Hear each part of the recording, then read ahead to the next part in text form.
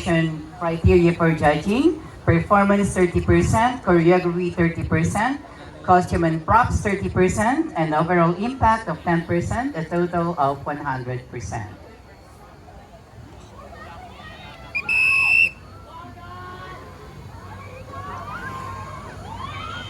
And as usual, we will be having second runner-up, first runner-up, and the champion. And who will reign supreme? And tonight's Lubao Sampaguita Festival 2026. Will it be from cluster 1, 2, 3, 4, 5, or 6, or to the last performers tonight? That is seen to happen in just a while as I am waiting for the signal of cluster. And the signal is here.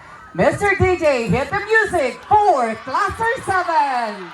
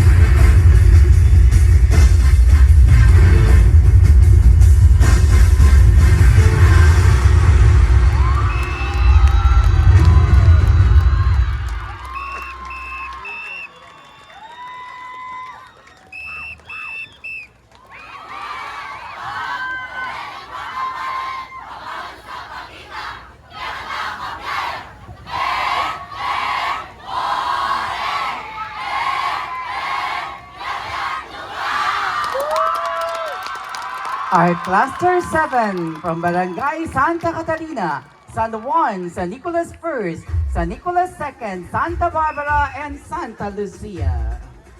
Headed by Honorable Emily L. Manuel, our cluster chair.